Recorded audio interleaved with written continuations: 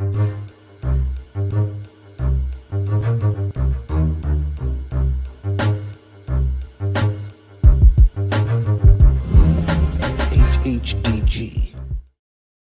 Peace, HHDG. We are on another episode of HHDG Media, the podcast. And big shout out, as always, to those who are tuning in, liking, sharing, and constantly commenting in our live chat every time that we're on here, through our YouTube channel, as well as those who tune in through our Facebook group, HHDG, which stands for Hip Hop Discussion Group. You can always go to our website, which you can see at the bottom banner, hhdgmedia.com, for music, upcoming events, our merchandise, as well as the music. This is always made possible, and always grateful that that it takes people to form like Voltron to create this company, hhdgmedia.com. And HHDG Media Inc. That is our 5 members: Rock Vader KB, Skelly Top, T Smith, the Mayor, and myself, Wiki. Before we start this interview, I say it all the time to myself, I'm grateful every day I wake up. And, I still feel there's a lot of us that had so much more life to bring to not themselves, but also their family, and didn't get a chance to properly do that. So I got to give a big condolences to Sophia, who passed away yesterday.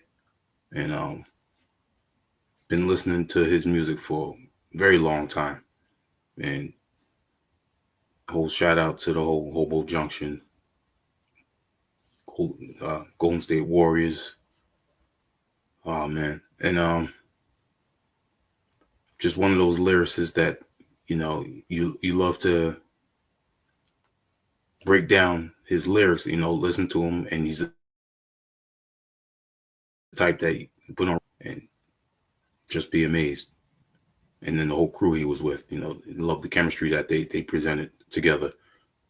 So again, condolences to his family and his close friends. And again, enjoy his music.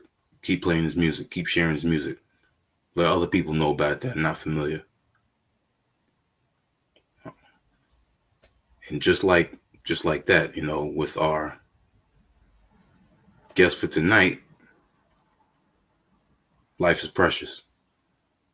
And he is a true testament of being blessed and going through a lot of trials and tribulations to still be here and have his family still, be around with him, support, and just enjoy life, to the fullest. We're going to speak on, the life-changing accident that, occurred in his life, affected his life, his family, his music. You hear it in his music. And I didn't know too much about him prior to, maybe I would say about a year and a half ago. And I know this happened prior to that. So I like to also listen to previous music. So I believe the mixtape was My Longest Winter. It took a little while. I didn't find the whole thing, but I found a few tracks from it. So, and you could hear from that music back then, along with certain tracks like, what was it? Is You Feeling Me? And How Many Times? What was some of those tracks that showed that this MC is diverse? And I think I would probably say he's a little seasoned, before a lot of people really got to know him on the scale that he is right now in 2024. Just this year, releasing 2 projects. The first, a dedication to his grandmother, Pearl's Prayers. That dropped, I believe, and that was March 30th. And then come in October, on the anniversary of his release from the hospital, he dropped the Trauma Center P1.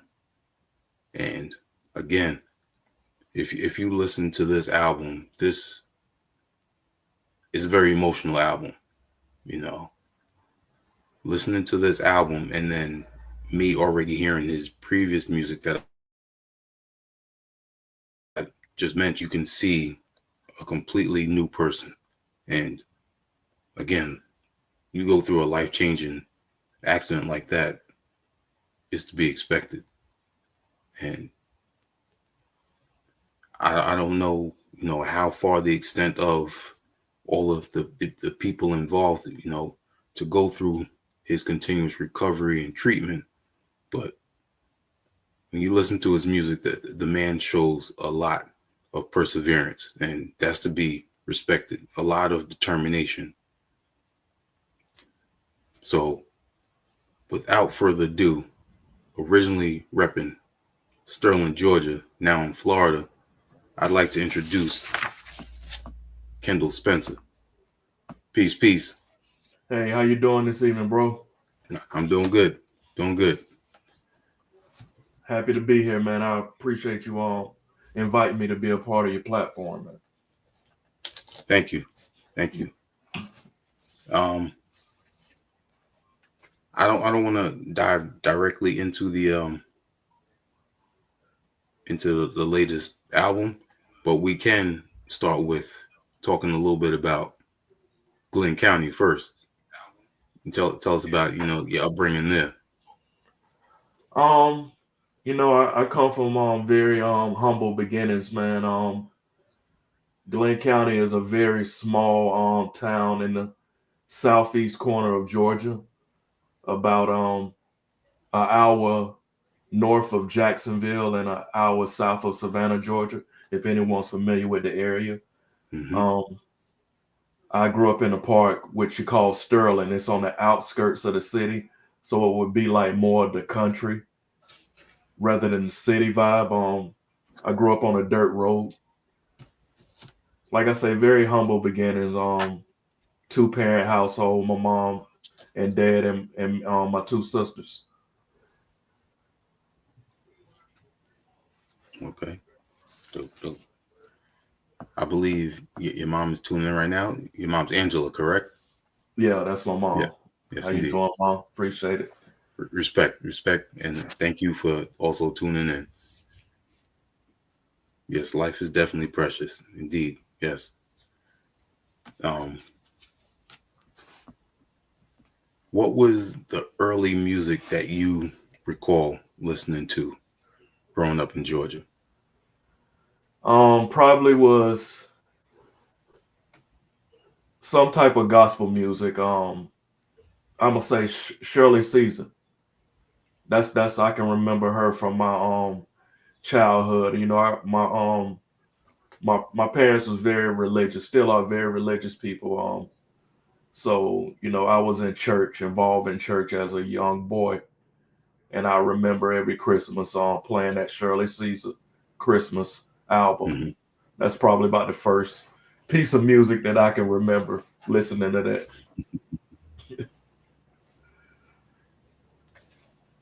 Yeah, but the southern states and then religion and church just seem to go hand in hand.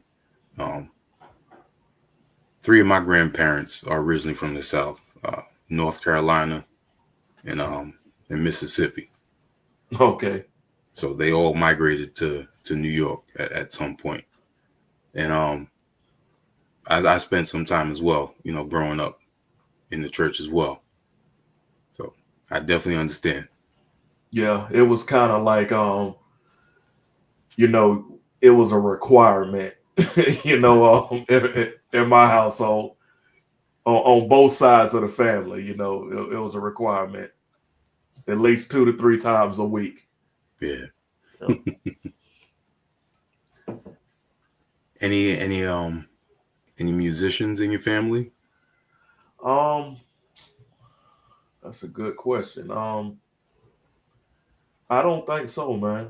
I think I might be the first one. First, all right, Yeah, okay.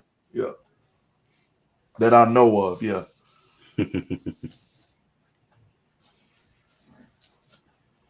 setting the trend right there. yeah. Your children Since I might be was, next. yeah, yeah, I think so. They very in tune with the music. I have a home studio, so they're always in here, messing with me. I have them involved with the music. Oh, that's good. Um, I just bought a drum machine, so my daughter and son they come in here and they tap away at it. They get a kick out of it, man. Yeah. Cool, cool. Now, I mentioned "Is You Feeling Me" after finding out about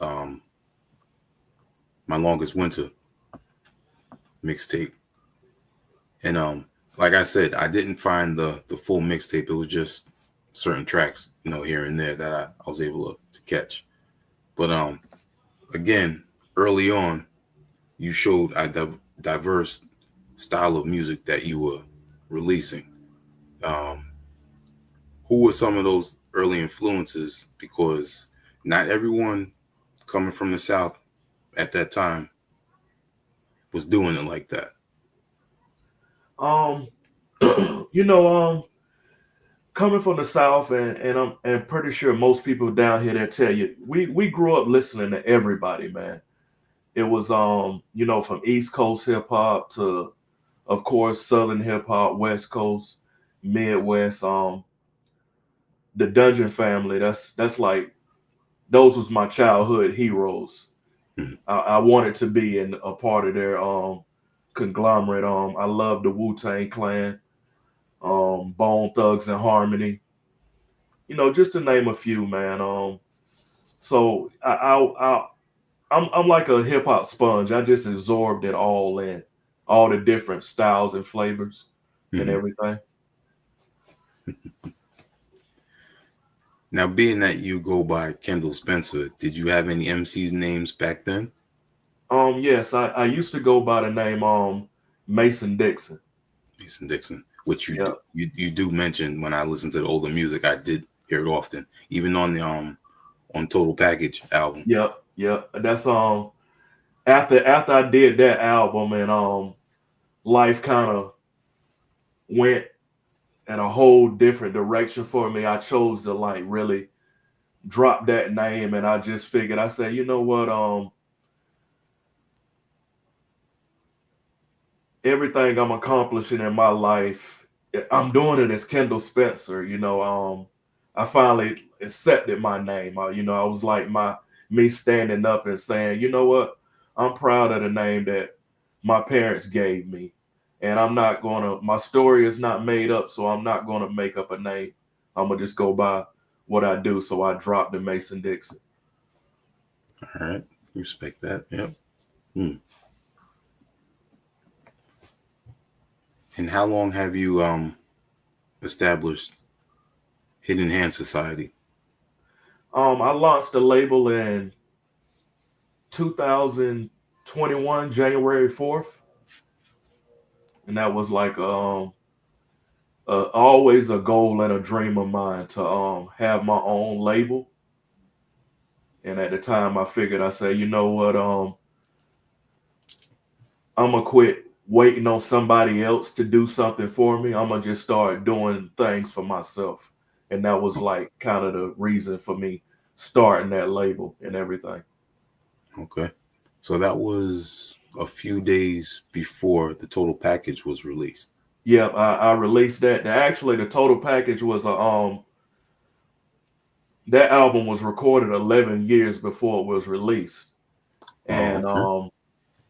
cause like I picked the music up a few times in my life, and I put it down, just dealing with life stuff as whole, and just going through the frustrations of not being where I wanted to be as an artist. Mhm. How, and just like what I'm done with this, but for some reason, man, it's just always like a boomerang. It just always come back around. I find myself back into the music.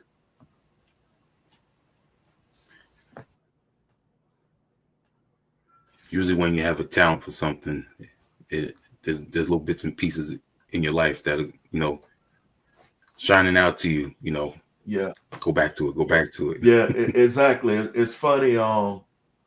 It's funny how things happen like that. That's why I always say, like, I know a lot of people be like, they feel like, well, this is what I'm supposed to do, but I really feel like this is like my calling, and this is like my, if not what God intended me to be doing with my life, I feel like this is a tool for me to get to that level. Hmm. If that kind of makes sense to you. Yep. Hmm. Now, with your, are you still working the same job that you had the accident with?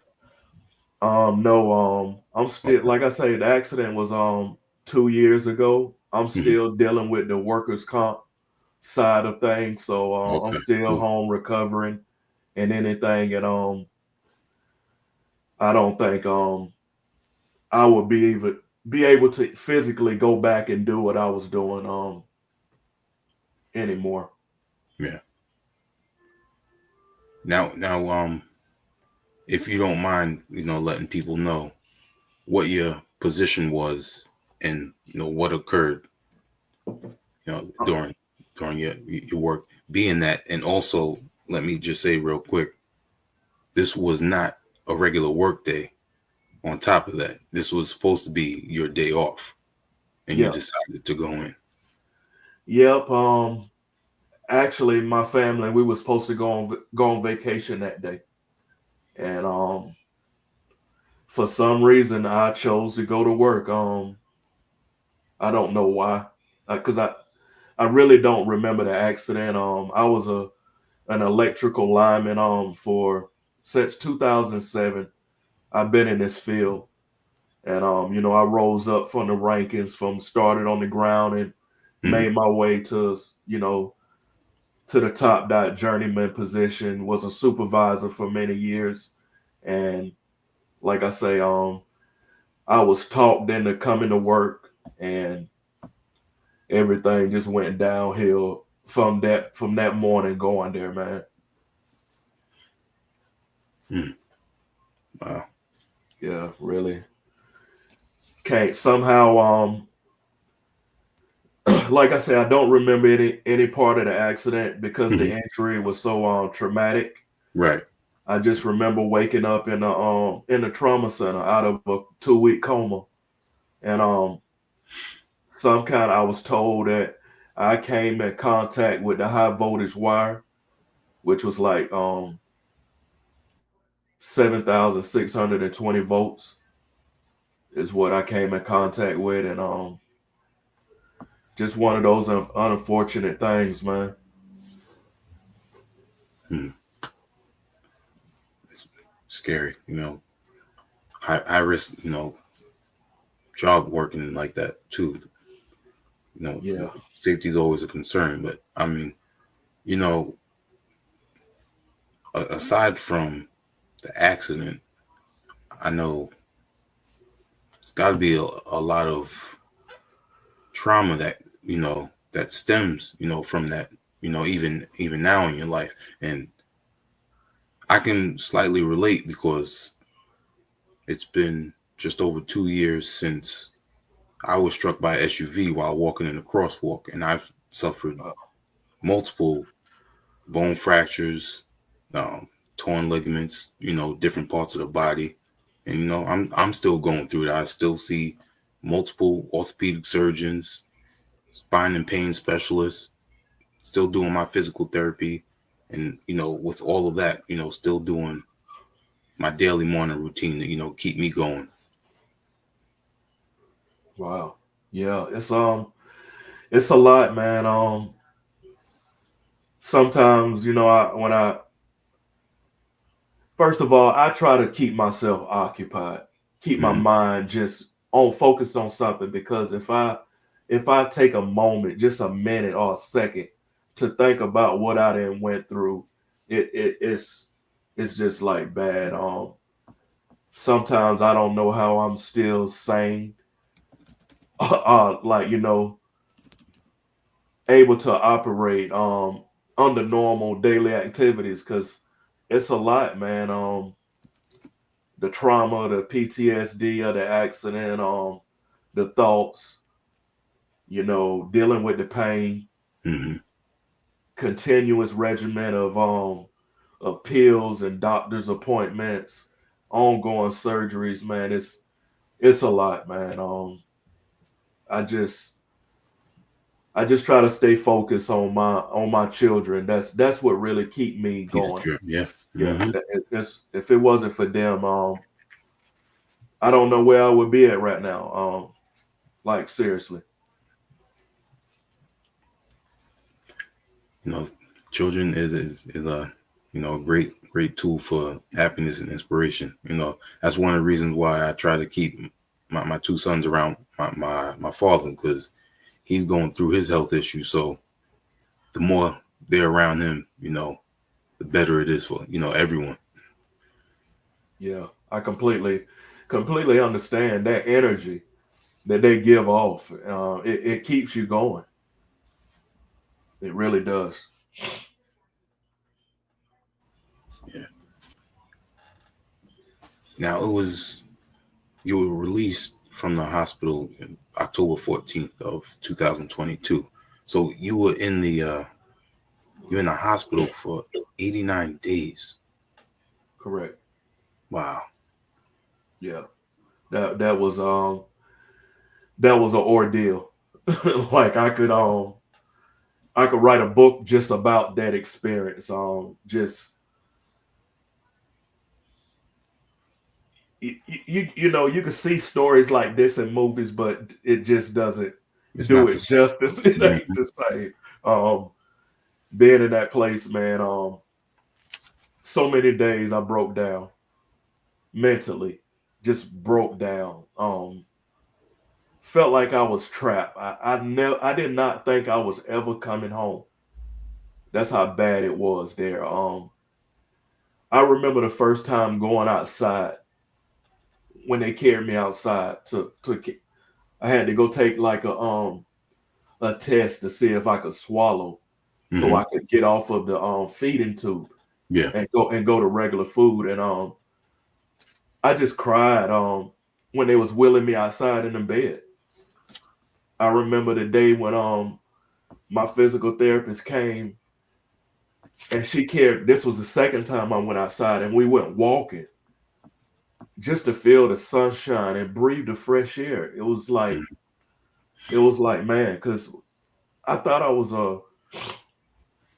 I felt like I was a prisoner in that place. When I woke up,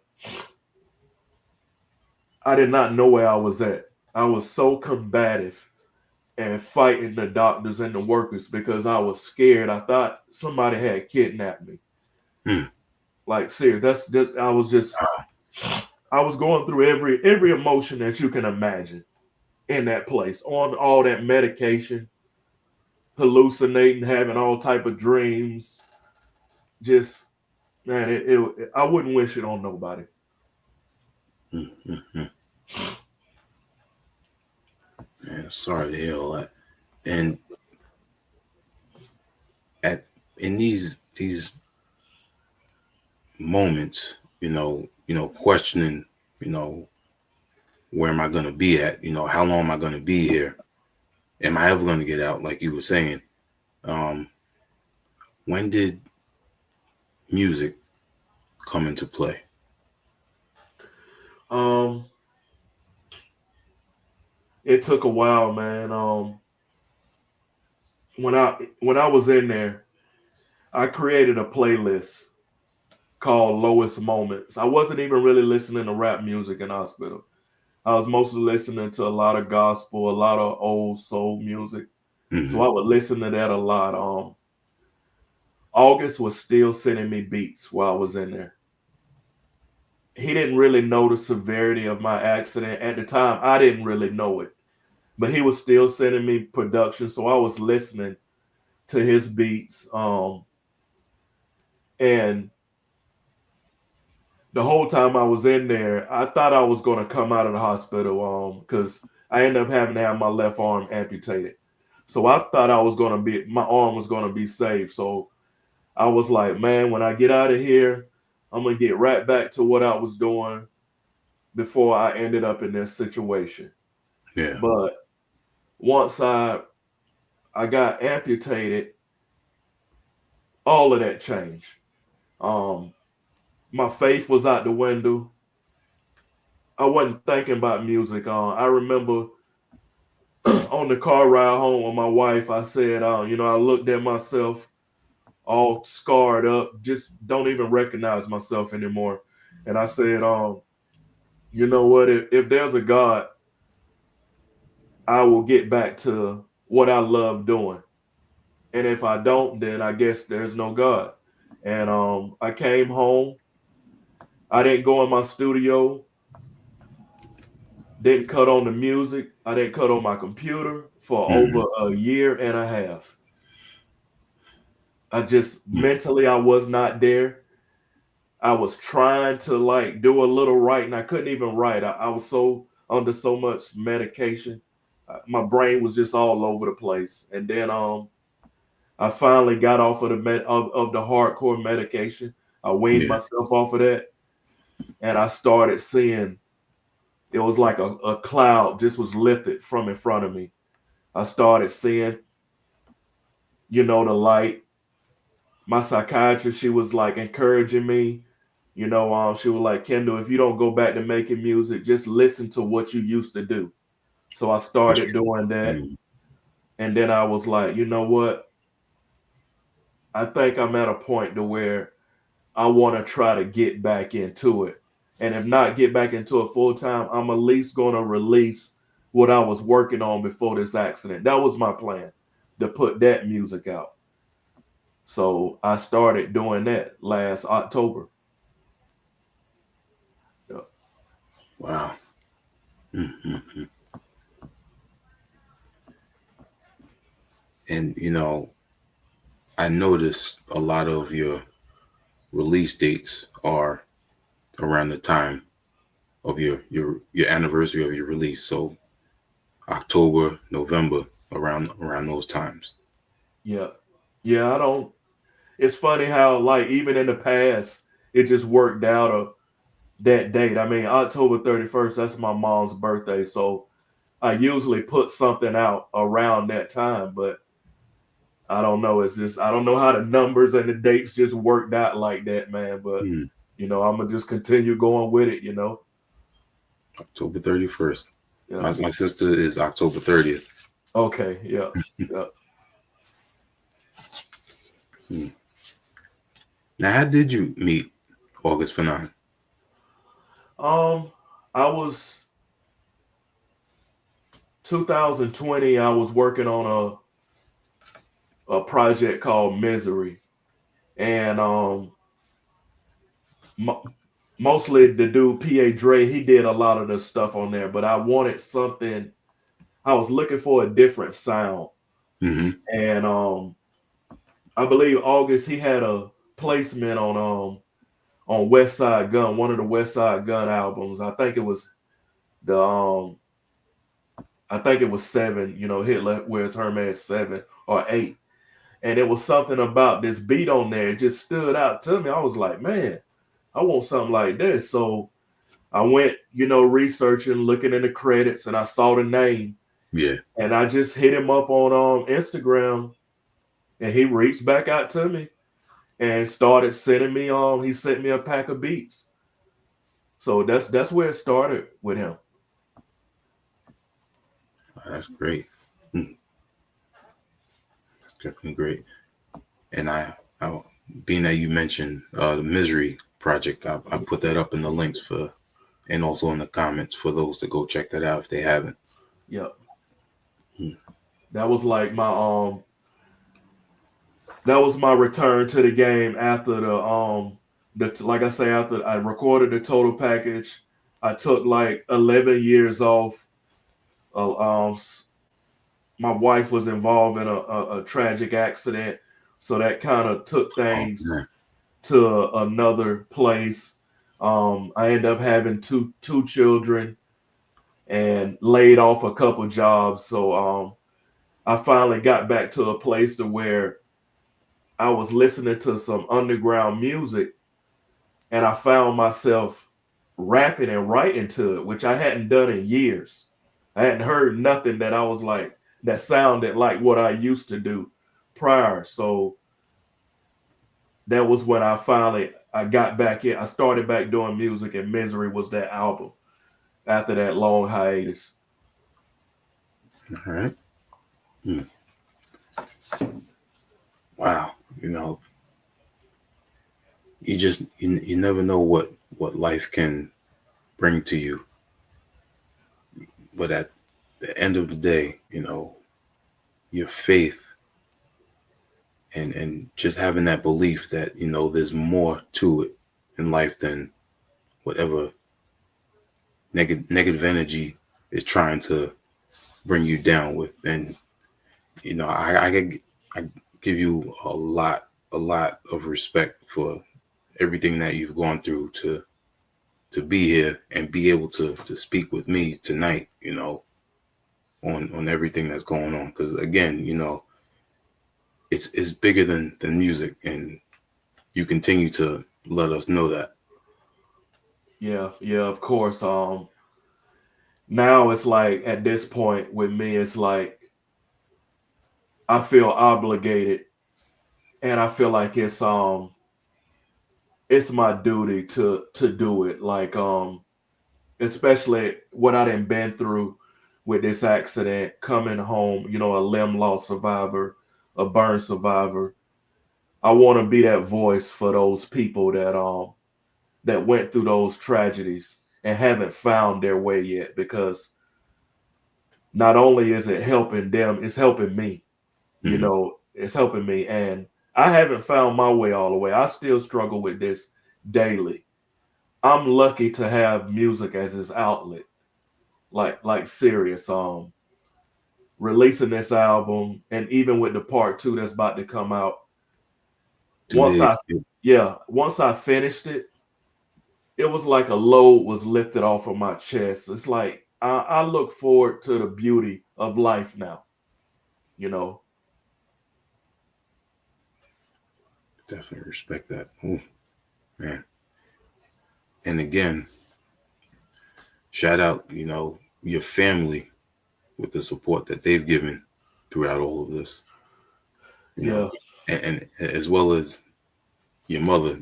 I know she put up the GoFundMe as well, to help out as well. So you know, it's a lot of times people think they're battling everything alone, and sometimes they are. But if you have the support like you have with your family, your children, your mom, your close friends, it makes a big difference.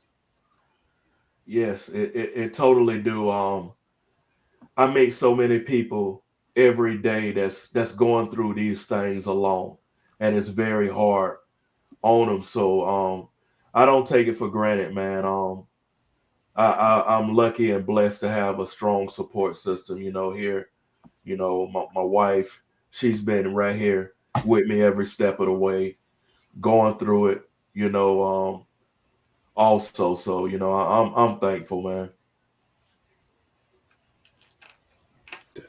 Plus, and again, I make an effort to continue to show support. So I put up the GoFundMe link as well for those that are tuning in. You can see it in the bottom banner right now of this interview, as well as in the comments. There's a lot that people go through, and a little bit goes a long way. And at the same time, just understanding there's people out there like Kendall Spencer that can inspire others through their determination. Um, One question I do want to ask is, have you spoken to any other people that have endured anything similar to what you've gone through? Like, Oh, oh yes, okay. a lot. A lot. Like those people, the strangers and the ones that I have met in the last 2 years, have been some of my biggest support system that I've been able to lean on. I got a lineman brother. He's an Hispanic brother down here in Miami. He lost both of his arms, Oh, and this dude gives me encouragement.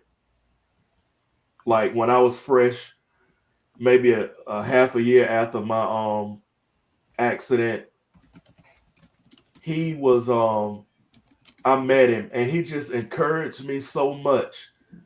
And I just saw him and I was just like, you know what? If this dude can pick himself up after this, then I'm not complaining about anything. And I met a lot of people like that. I went to an amputee convention this past June. I met people that lost all their limbs, and they was just standing up there giving me hope. So it's like no matter what you're going through in life, and I know it's cliche to say it, but it can always be worse, and it is very true, very true. So I'm thankful for the people that I met along the way. very true. Sorry. No problem. Yeah, through my journey, I always say two things. I'm grateful to still be alive, and I'm grateful that I'm able to walk on my own without assistance after what I went through. Yes. And through the various medical facilities and physical therapy, you end up speaking with other people that have gone through different types of accidents. And just to know that there's other people out there that are really going through it and didn't give up. A lot of people don't want to spend time going to all these appointments and dealing with hospitals, and they'd rather just, leave me alone. They've given up, and that really affects their longevity as well as their connection with what's close to them or might still trying to stay close with them. So I completely understand it. It's hard. It's really hard to keep going. Yeah, it is. You have to dig deep, within yourself. And then, even when you go through stuff like this, it's at the end of the day, it's life, man. We life deals a lot of people bad cards. We all go through something, when you're injured, it's just maybe on another level or something like that. But dealing with issues and dealing with problems and finding that will and drive to just press on, it's just something you just have to dig deep, Yeah. and want it for yourself. Want more and want better for yourself. Yeah. Absolutely. Let's give the people some visuals from the song Purpose Driven. Let me get that up real quick. I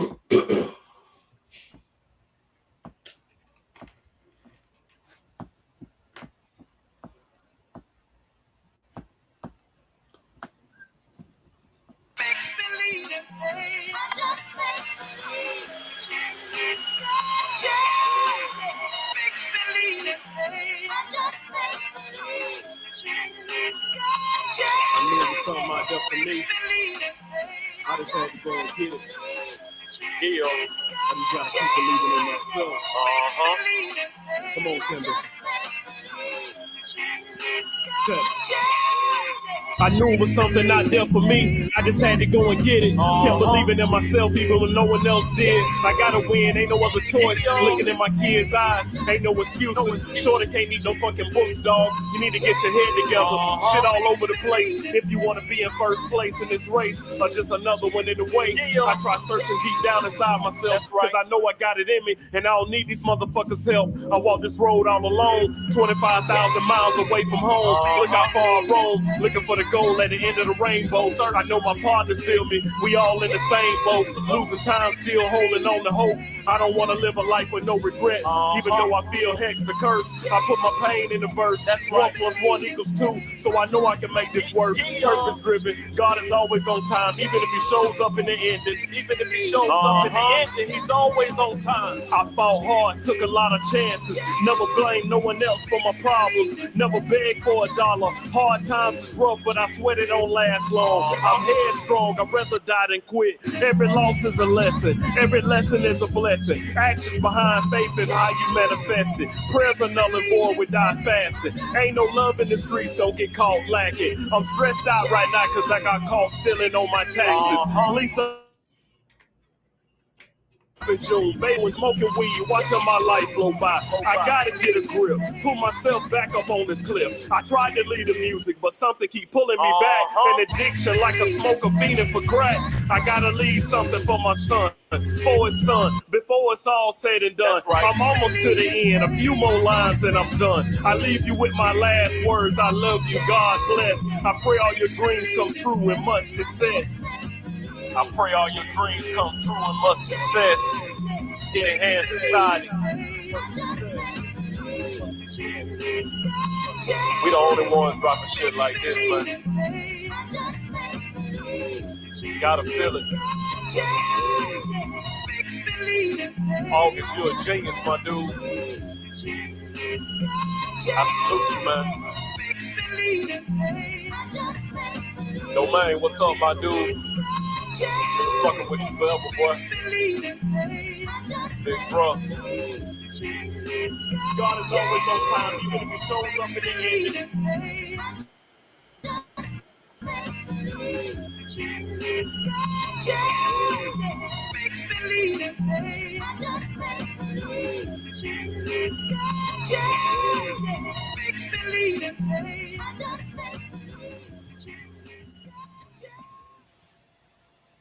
Purpose driven, off the album Pearl's Prayers. Yeah.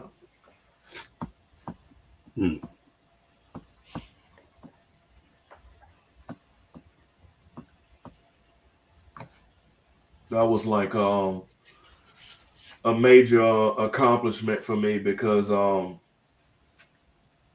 losing my arm, man, it messed up, my self-image of myself.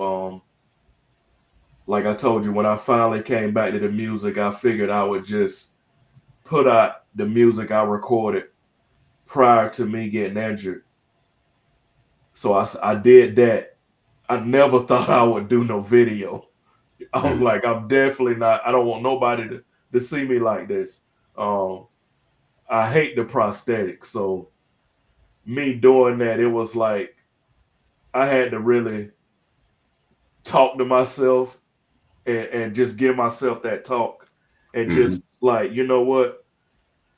If I don't do it, who else gonna do it?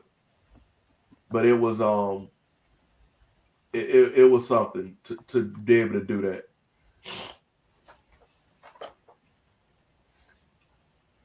Stand up and then, put yourself, as they say, put yourself in a position that you don't want to be in to, bring forth what the true purpose is. Yeah.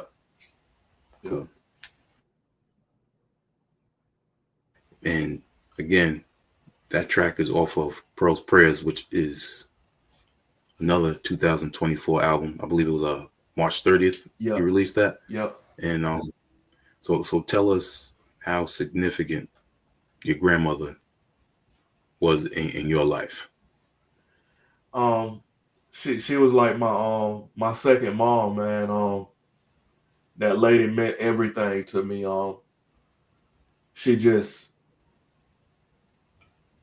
was just I never seen somebody that just gave as much as my grandmother did. Just put everybody before herself, her whole family, before herself to make sure her family was taken care of. Me and her used to have so many talks, just guiding me, and I was just there soaking up all of the wisdom from her. The day she passed, I sat with her that whole day in the hospice because at that point in my life, I just imagined death being a scary thing. And I did not want my grandmother to be there by herself. Even though she couldn't talk at that point, couldn't see. They say the hearing is the last sense to go. So I knew that she was in that room. I would be in there. I was in there talking to her and everything. And she just meant everything to me, man. I felt like the reason I made it through my situation, even though she hadn't passed almost 2 years prior, I felt like her prayers, her prayers that she was doing while she was still on earth, they still protected me to this day and my family. So I felt like it was only right before I went any further in my career. I said, you know what? I don't care if nobody else get this or understand this album. I'm gonna celebrate my grandmother, before I move forward. I felt like I was obligated to do that.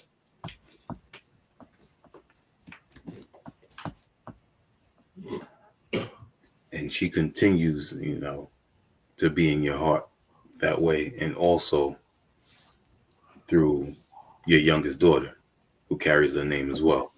Yeah. I just, that's another thing, and it's my youngest daughter. I see my grandma in her so much, and she was born almost 2 years later. She walks like my grandmother walked, and it just trips me out just watching her. That's beautiful, man. Yeah. And that was like that album there. That was like the project that kind of broke through for me. I felt like I finally established a real support system and a real fan base with that project.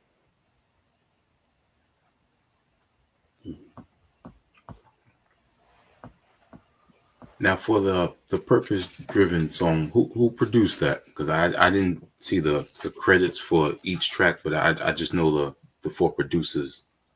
That was August. That was August. Okay. Yeah. All right. Yeah.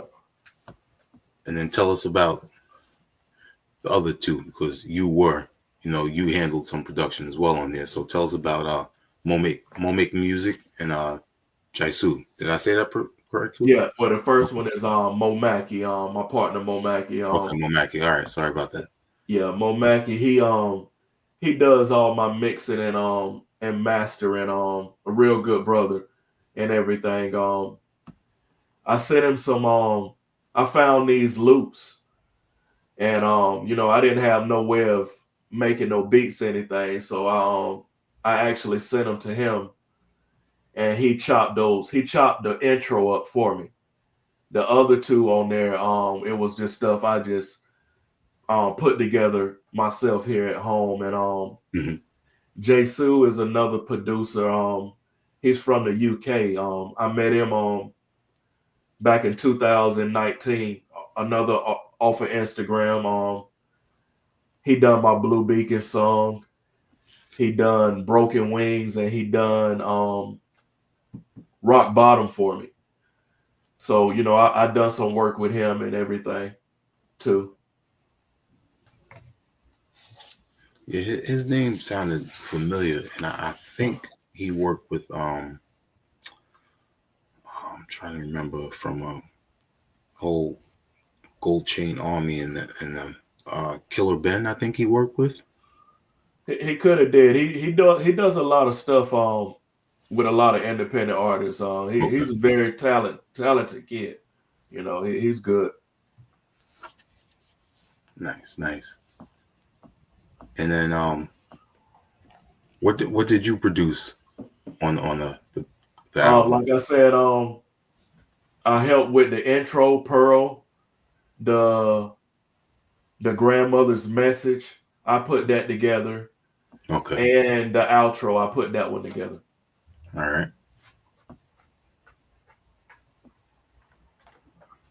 Yeah, that was it.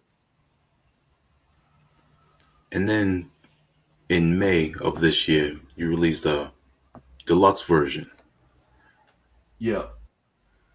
The the thinking behind that, I got, like I said, I got three small kids. I got nieces and nephews, and they like listening to my music, but some of it has the profanity in it, and I don't want my kids or my nieces and nephews. I don't want their parents saying, "Well, they like they uncle music, but we don't want them to listen to it because his profanity." And then I also have like older supporters. So I said, you know what, I'm gonna start releasing my music, edited versions of it too. Okay. So that was like the meaning behind that. Dope. I got to give a shout out as always to those tuning in the chat. So definitely, your family is tuning in. Yeah. Your mom, as we mentioned, Angela. Your wife is also tuning in. Big shout out to .com Intelligence, who I interviewed before, and you also worked with them on the Michael Jackson track with the God for Him. Yeah. And also have, let me see who else is in here. If I'm not pronouncing this correctly, I apologize. Vyoshi the Shinobi. Yeah, my partner V. You got also Lord Aku. Yeah, what's up then, bro? We got AK in here. No, that is.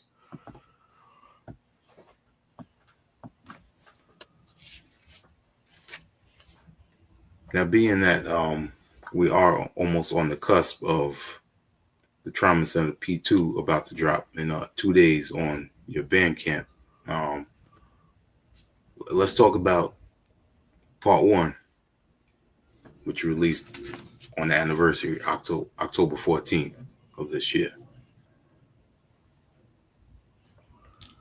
You is it I know it's hard for me when I go through speaking on my accident, whether I'm talking to might be a new doctor or a nurse or whoever it may be.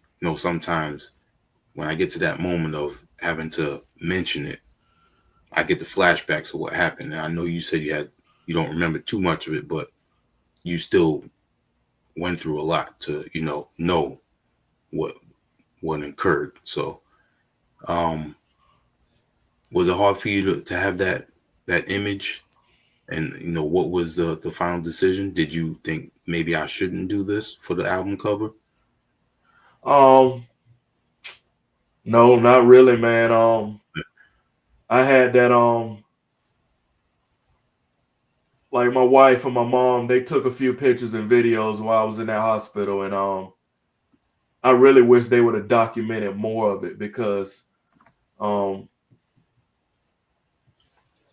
I kind of look at it, it don't really bother me, look at some pictures do. Like I just seen some stuff and it takes me back to that place, which is still so familiar with me. I could still smell that hospital bed, but it wasn't hard for me. Even speaking about my accident,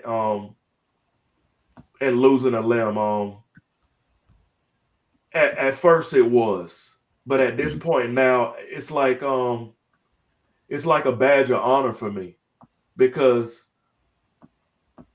I'm a survivor.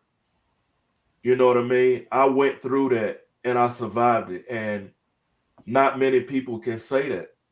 So I like wear it as a badge of honor, man, and I keep my head held up high. When I go out in public, people stare. It's uncomfortable, but Mhm. it don't bother me no more. It wearing my prosthetic that I'm so uncomfortable with that. That part of things. But yeah, that picture there, um, that's when I woke up out of the coma, man. Oh, okay. Yeah, that's when I woke up. Wow. That was the first time I got up and walked. So Mm. I look at that picture and I'm like, man, look how far I came in 2 years. Look at God. Only God Yep. can do that. Yeah, only Yeah, amazing work. Great yeah, work. yeah. Wow. And was able to work with Danny my .com intelligence. He hooked that up for me. Same as with he made the connection with you and he done a great job on that cover. He turned it into artwork for me, and I'm forever grateful for that.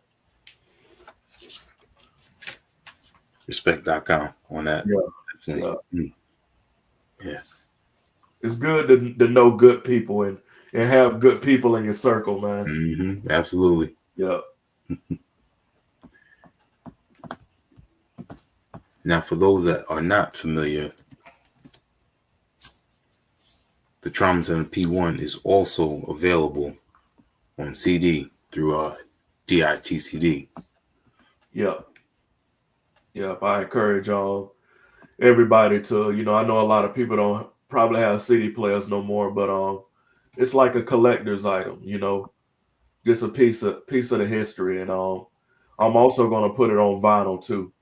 Probably the first of the year. I'm gonna go ahead and push the button because a few people have been hitting me up about the vinyl and everything, and that's like the whole thing with me now. I spend so much and I invest so much into this music, man. I'm trying to create ways to get some of it back. So that's why I like launch my merch line and all type of stuff like that, the vinyl and the CDs and different other things that I want to do.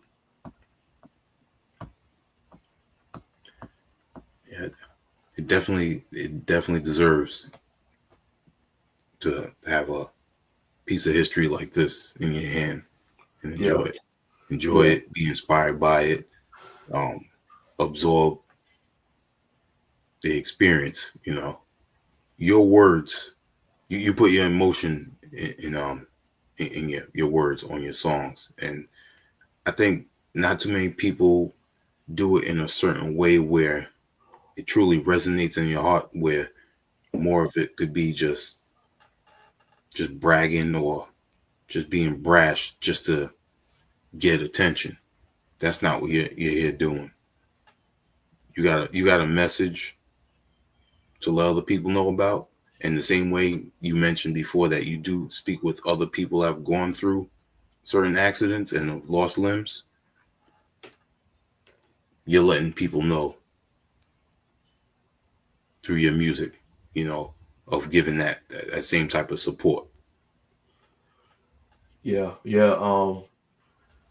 That's definitely it. I try to.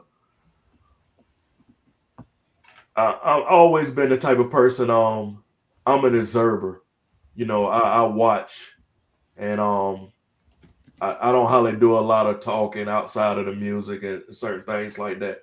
So it allows me to be the type of artist that I want you to really feel it and know that it's 100% real. So I pile all that emotion, all those feelings into my music, so people can know that, man, this is real and this is raw and this is in its purest form. It's not watered down. Sometimes it's too much for some people, but I'm speaking my truth and it's unapologetic, at this point, because I lived it, and I want to take my listeners there. That's what I tried to do with the Trauma Center. From the moment that album come on, I wanted to put you in the mind state of you laying on that hospital bed with me, waking up in that place. You know. Definitely. And I love how you started off the album. This album is exactly what that needed, because we're going into a very, very emotional place with this album, and having the singing on the Coma for the first track like that.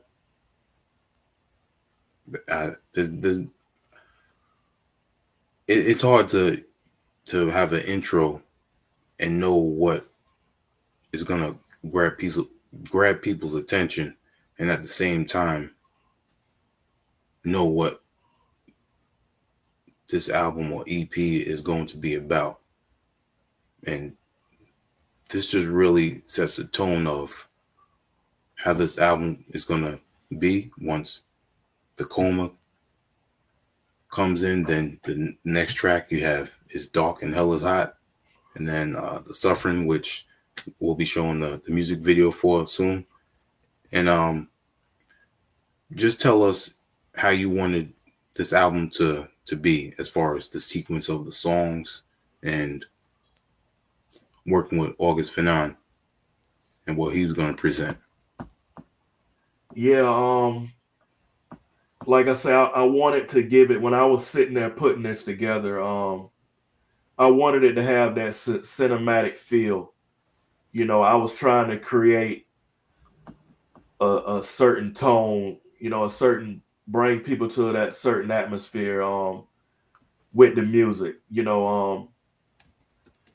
That intro, it was like a process of even putting that together and figuring out how I wanted it to come together. I reached out to a few people to sing that intro, and they just could not deliver of what I wanted. And when I heard those lyrics, because those lyrics, they come from a soundtrack that came out probably in the 50s or the 60s. When I heard it, I was carrying my kids to school one morning, and I was listening to it, and I was like, man, this sound like what I went through. This sound like when I woke up. I say, man, I want my album to sound, I want the intro to sound like this. So the next problem was like, how am I going to do it? So I reached out to August. I told him what I wanted. I let him hear it and tried to give him a good idea. It took a few going back up for a little while. That day, we went back and forth for about 30 minutes, and he finally understood the picture I was trying to paint. Mm-hmm. So he started sending me packs of beats. I mean, he probably sent me about 60 beats to pick from. And he was recommending certain ones, and I narrowed it down to like 5. And then I found that certain one, and I went to singing the intro. I was like, man, yeah, this may go with it. And man, I sat here in my home studio and I put it together myself. I was like very proud of putting those lyrics together and chopping them up to making it sound like the singer was really right there singing that. Mm-hmm. And I think I executed good with it. And as far as like the sequence of the album, I probably went back and forth over a month and a half, putting the album together in different order, just trying to find that perfect, the way everything would just roll together. That's like one of the best parts of making an album, is when you finally get to the part of putting it together, finding skits. It's wonderful. That was like the funnest part of making it, and I think I did pretty good on it, man. Putting it together. Yeah, you definitely did. Yep. So let's go into the next track. it's dark and hell is hot. Yeah. So it was like, it went from the coma, me waking up in that coma. Where do I go from here? Road to nowhere. To okay, I'm up. I'm strapped to this bed, which they had me strapped down in the trauma intensive care unit. Um, Machines, all type of machines plugged up to me. I mean, you see the picture. I had everything, stuff hanging all over my body. Doctors rushing in and out the room. Me trying to get up out of the bed. Me pulling cords out. Them restraining me. Kendall, just in a state of panic, disarray. And I think that track tells that.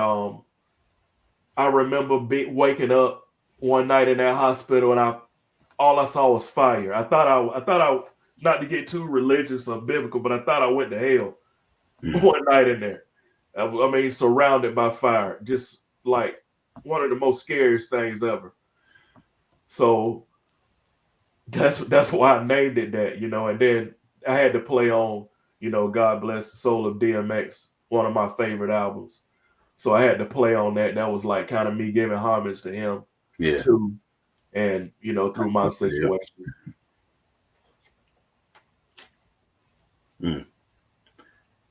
So before I show the music video for the next track, The Suffering, got a question from Lord Aku, sorry.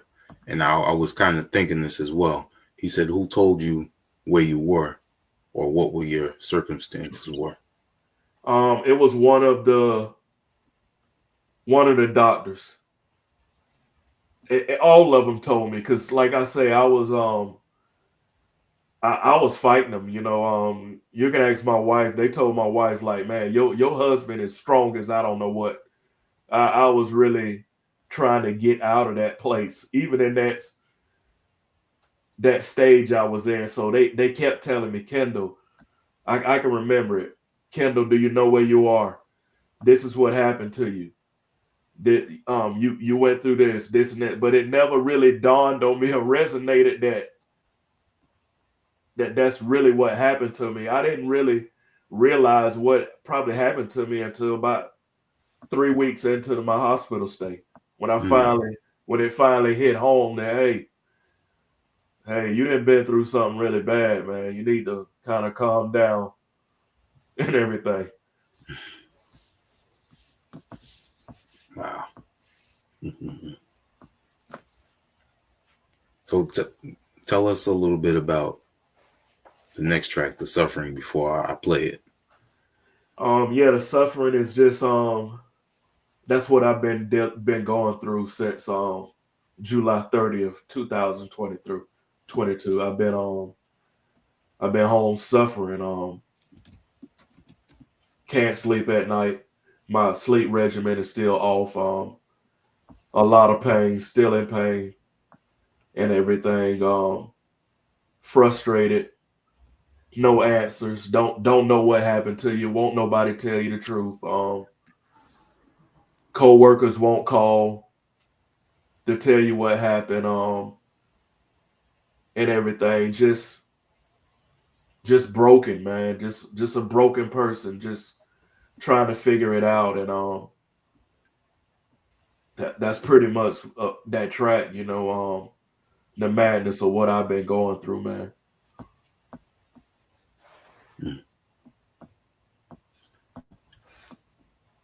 And big shout out to Marcus Penn laying down them cuts. Yes. Shout out to him, man. Another good brother that I'm fortunate enough to have in my circle now. August, he put me on him, and he wonderful. I'm so happy he did, man. Marcus is phenomenal at what he do. Yes, indeed. Really is.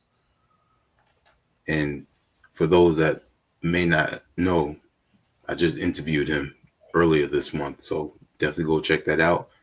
And also go check out his 2024 album, Night Music. Yep.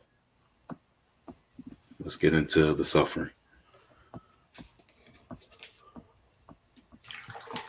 I trust God, not friends, kin or men. I've been let down by all them. Niggas mad cause I didn't quit. I tried to show them the vision. They looked at me like I was tripping. I'm big dog, you a small kid. When I get in that mode, yeah. You know the name. Hidden Hand Society. 2024. We snatching the handles off the dope. Mo Mackey, juice me up. Help me, Lord. No, they thought it was over for me. Cut me up in my hand, I'm breathing. I'm still moving, man. RP my grandma. Yeah, I've been praying for change and success. I'm trying to do my best. My life is a mess. Everything I work for is lost. Phone don't ring no more, we barely even talk. I guess we need to try harder, work smarter. We came a long way, but we need to go farther. Some people might not understand, cause life dealt them an easy hand.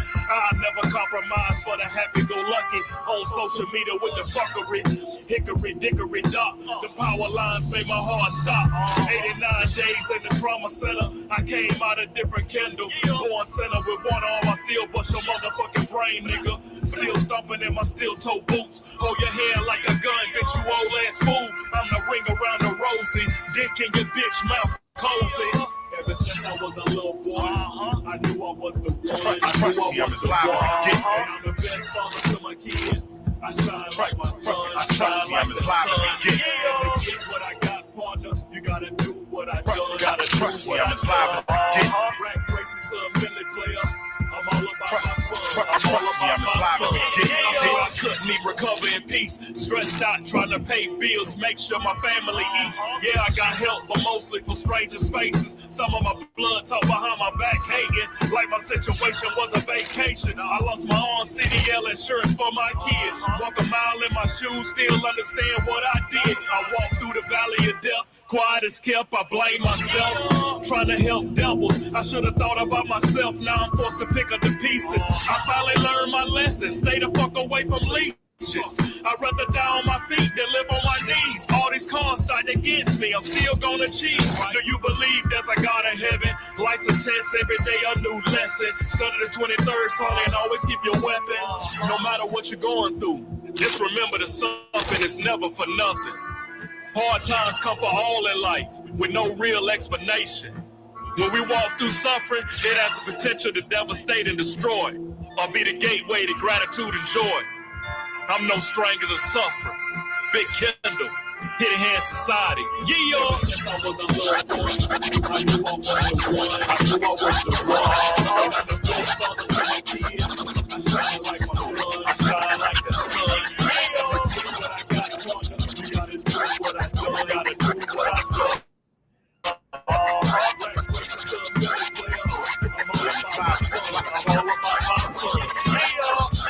Trust me, I'm as live as it gets. Trust me, I'm as live as it gets. Trust me, I'm as live as it gets. Every time you sip it, it's like the hardest shit ever. Trust me, I'm as live as it gets. Trust me, I'm as live as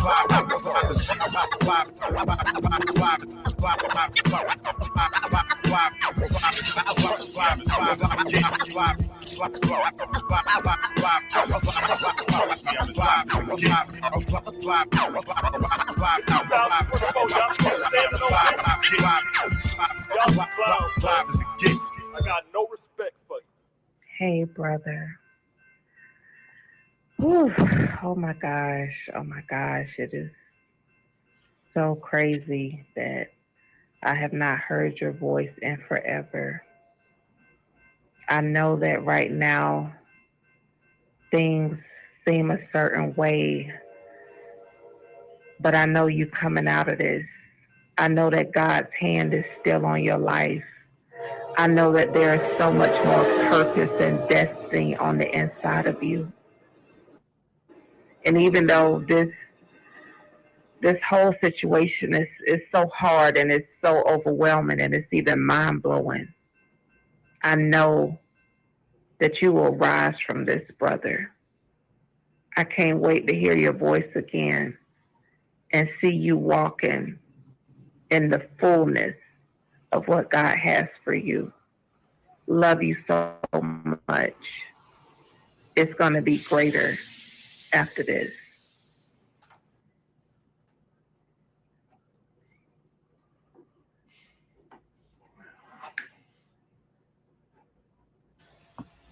That's powerful, man. Yeah. Yeah. Shouts out to my sister for her words of encouragement at the end of that for me. Yeah, man. Was it what was the toughest part of creating this album? Um,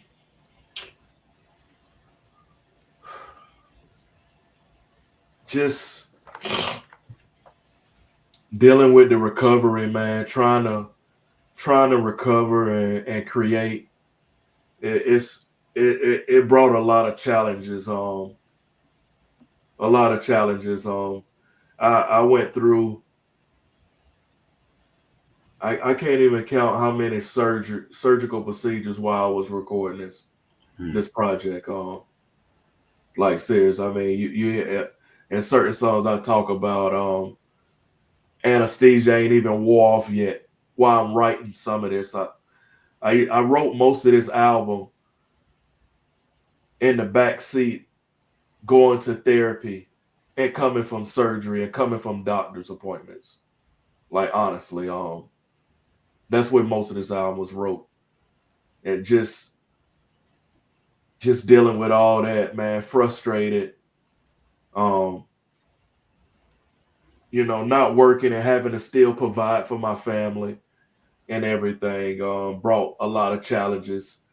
Putting money into this, caused some rift in my home, but at the end of the day, I believed in what I was doing, and my wife believed in me. So, I'm thankful to that for that. So, those are some of the challenges, man. And I think a lot of it too is I'm so caught up in it and just making and making and making. I really haven't sat down to reflect on a lot of it and everything. If that make any sense. Yeah, it's a lot. Yeah. Yeah, it's a lot, man. I pat myself on the back for just being always been a strong person. Always had a lot of fight in me, and just I didn't want what happened to me to be the end of my story. I know a lot. I felt like a lot of people was like, "Well, that's it for Kendall," but I'm like, "Nah, I got so much more in my life. Means so much more than just that. I wasn't gonna let that define me." I agree. Your mother said something earlier, and it resonates now as well with what you just said. Let me see if I can find that again. There we go. She was saying Kendall was raised and taught from an early age to be a dedicated worker. His father and grandfather taught him this. He was always a self-sufficient man. Yeah, yeah, yeah. Definitely. Definitely those things was instilled in me as a young child. That anything you want in this life, if you want anything out of life, you got to work to get it. And I truly believe that. Now I'm in search of. I'm still got the same hard work principles, but I'm trying to work smarter. You know, instead of so much harder. Working hard is what got me this in this position. Going in on my day off. I used to work so much before this accident. 7 days a week for many years, just working. Thinking because that's how I was brought up. You gotta work. You gotta work hard if you want anything out of life. can't depend on anybody to, no inheritance. Like I didn't come from a wealthy family, so I don't have no inheritance or anything like that. So I gotta go and get it. Yeah. But now with this new look on life, I'm figuring out ways to work smarter. I'm still the same principles, but I'm not finna work myself to death no more. You know what I mean? I'm teaching my kids that we got to figure out a different way to get this. You know what I mean? Yeah. Or if you're gonna work so hard for yourself, build up your own stuff. Yeah.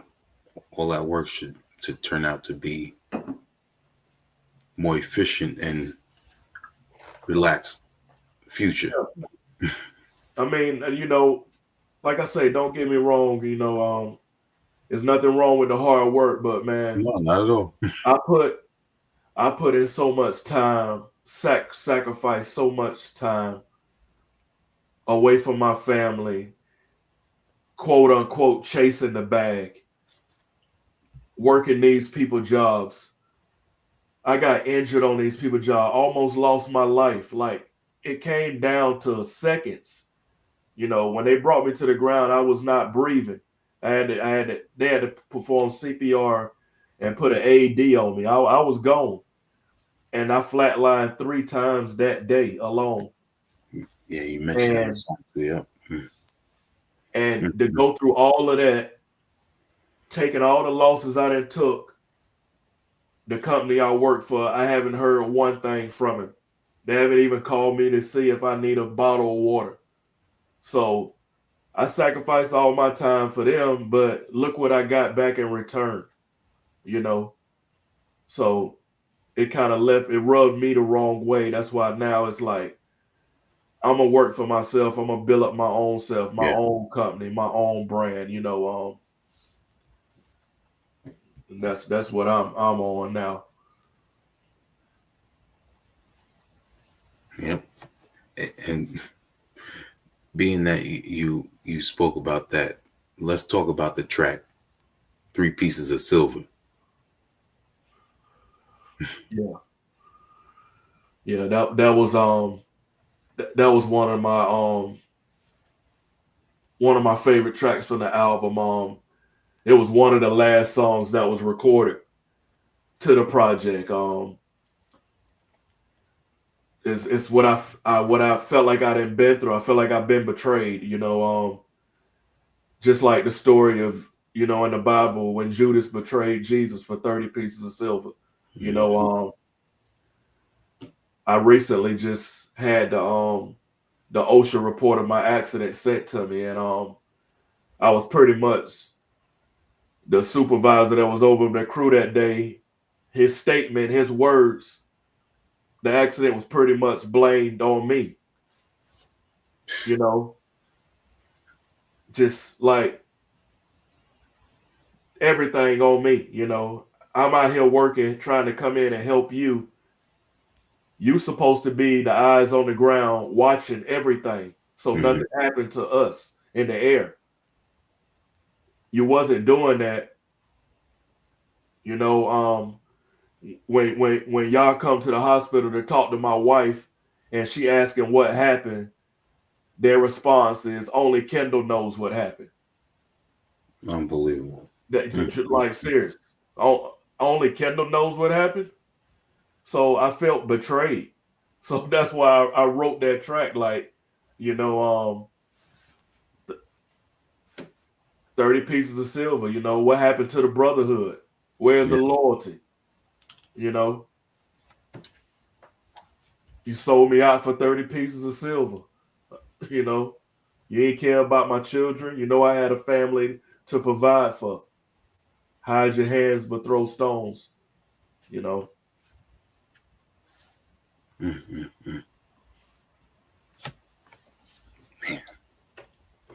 we talked about a lot in your life that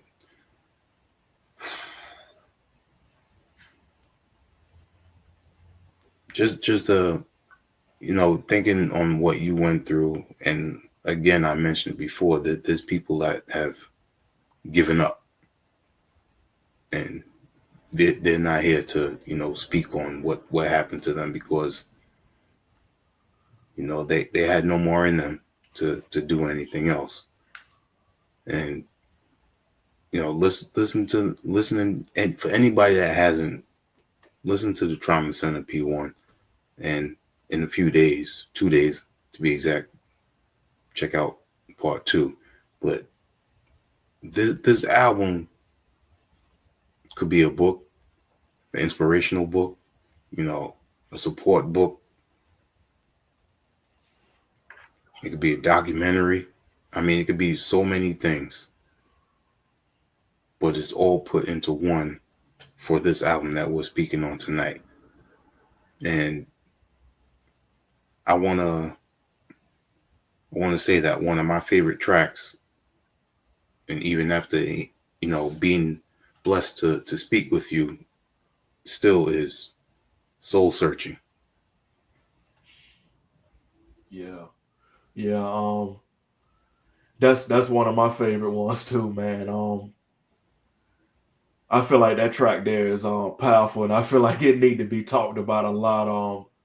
I got a lot of reviews from this album, and not many people mentioned that song, and I was so surprised, because it's like, you know, that song, you could take it away from this album. It just pertains to life in general so much. Like, we all need to self-reflect and look in that mirror and stop pointing the finger at everybody else, and let's point it at ourselves and dig deep and do some soul searching. And that was, I want to say, that was the second to last song recorded. It wasn't even supposed to be on this album. I was saving it for something else, but I said, you know what? This gotta go. This gotta go. And when I wrote it, man, I wrote that came together just like, man, it just flowed, man. It wasn't even like I was writing. It was like just the pen was just moving by itself. I'm serious, man. I remember when I finished it, my wife was cooking dinner. I was like, come here. And I spit the hook to her, and she was just like, man, wow. I don't know, man. It's something about those beats with the piano riffs in them. Man, I don't know. Like, some of my best tracks, I feel like, got them pianos in it. I don't know. But yeah, that song there is just, it's powerful. It's powerful, man. Definitely powerful. And thank you, August Fanon, because he's one of those producers that I feel he listens to the MC. He has a certain synergy with the artist that he works with, and the creation that comes out. It's always something that's perfect for the producer and the MC, and what they create. And he done a great job with this album. He's done great jobs with Iceberg Theory, Sleep Sinatra, who else? Kinsey. Yes, yep. .com Intelligent, he got a project with him. Yep. Vic Spencer, Makami, you know, the work he did with Mop. Yeah.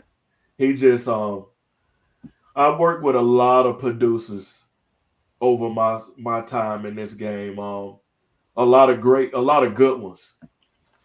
But man, August is like, and that ain't no shade to nobody else I work with, but August,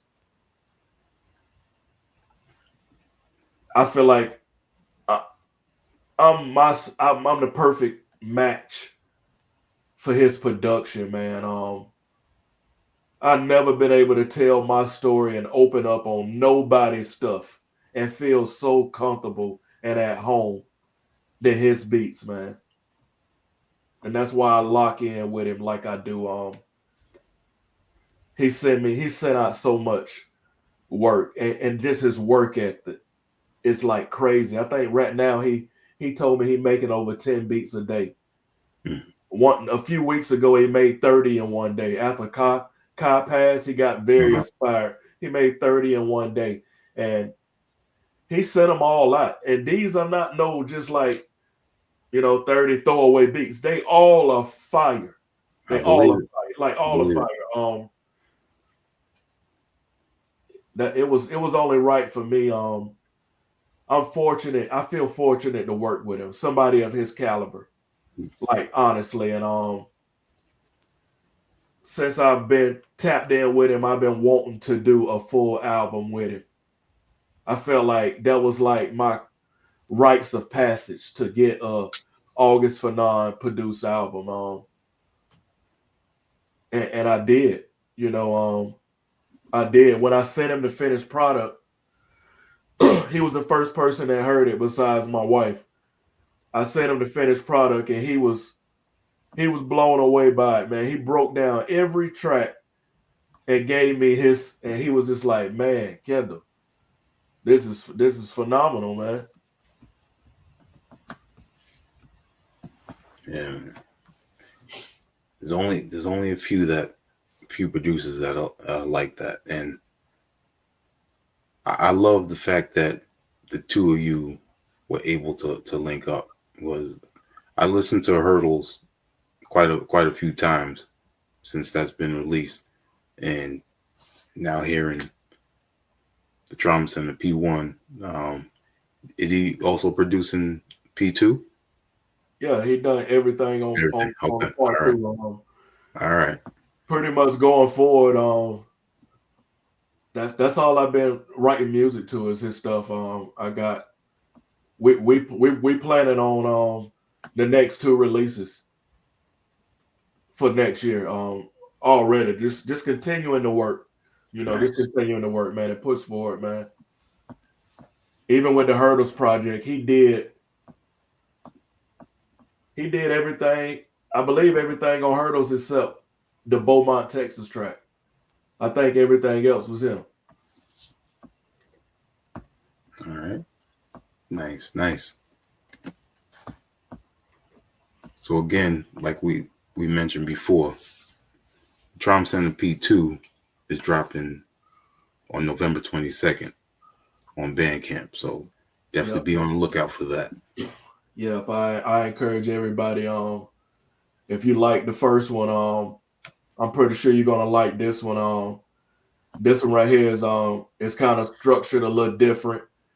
I brought along a few MCs to rhyme with me on this. The God Fahim on a track, .com Intelligence on it.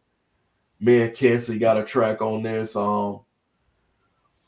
This young one of my young partners, Tayfi, out of Atlanta, Georgia.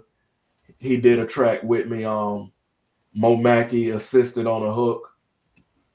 My wife is on this album. My daughter, Kendall, is on this album. And my son, Caden, is on this album. Nice. There's a lot of moments on this one. I made sure, after the first one, I let people know what I've been through. I brought my family on board on this one because my accident didn't just affect me; it affected my family as well. So you hear that on this one. I got skits with my daughter, live footage when I was actually in that hospital, day 1, day 2. She left a message on my wife's phone that I just found maybe a month ago. Broke down in tears listening to it. So I brought her, I put that on the album just so people can feel the authenticity of it. I even started the album. I made a video while I was in that hospital of encouragement, just encouraging people, even in that state that I was in. So I started the album out with that video. My wife has a track on there where she just tells her reaccount of the events from the moment she received that phone call. Mm-hmm. That something had happened to me. and the craziness that went on with that. You know, I was able to capture that with her. You know, it was a lot, but she executed for me.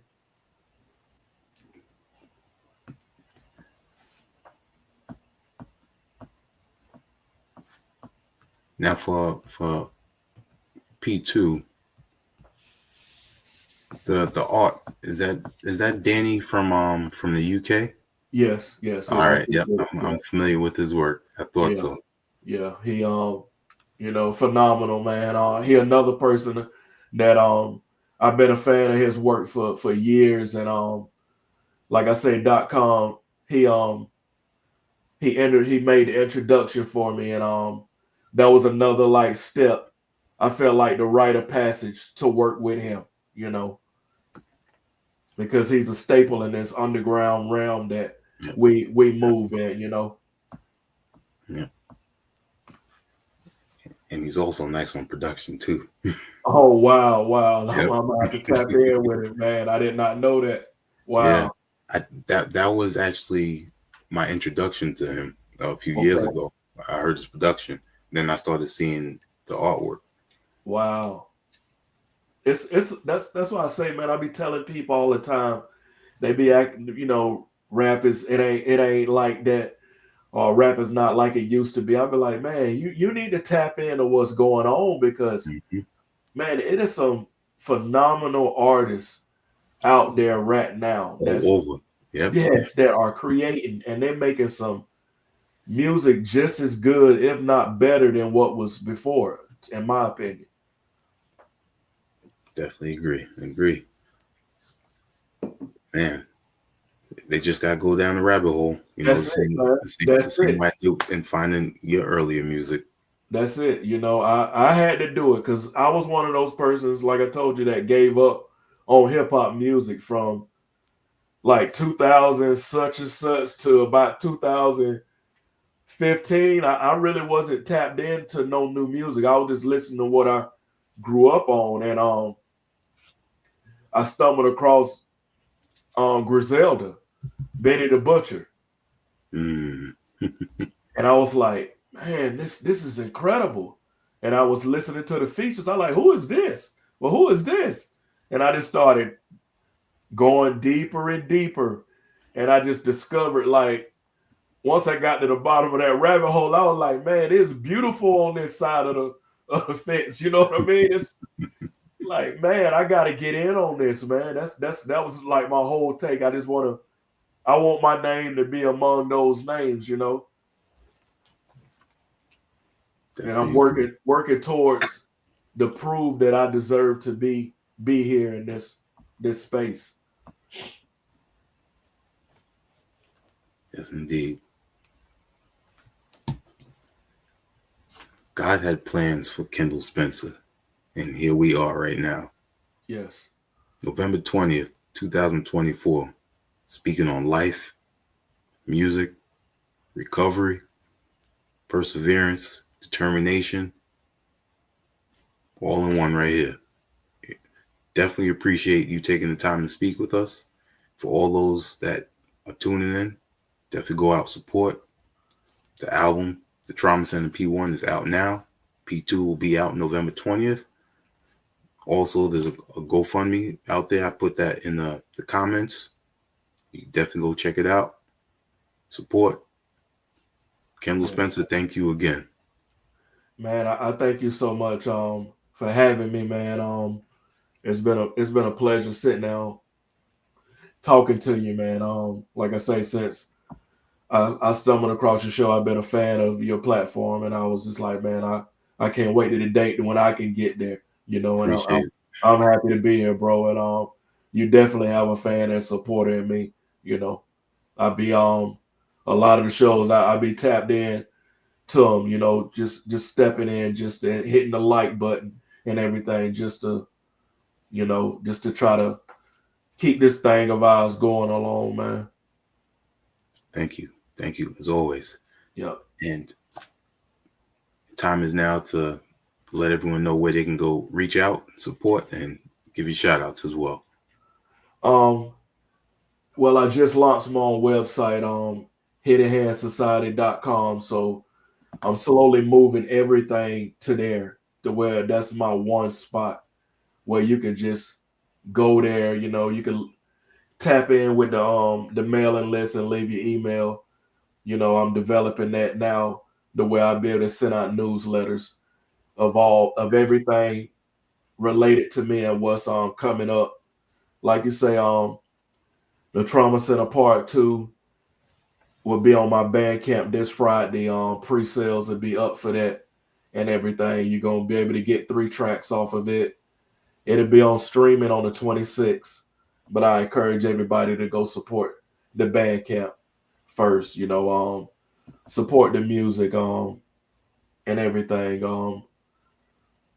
I want to give a shout out to, you know, myself, you know, first and foremost, August Fanon, you know, for being there with me through this ride.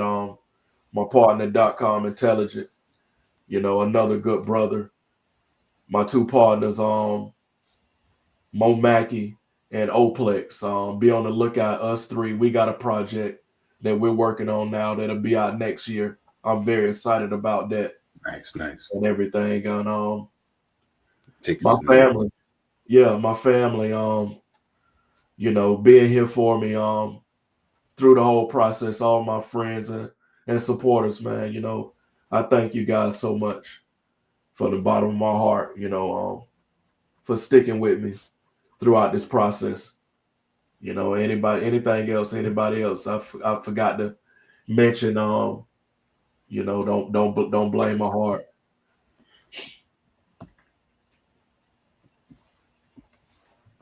Much appreciated, Kendall Spencer, and much appreciated to everyone that tuned in.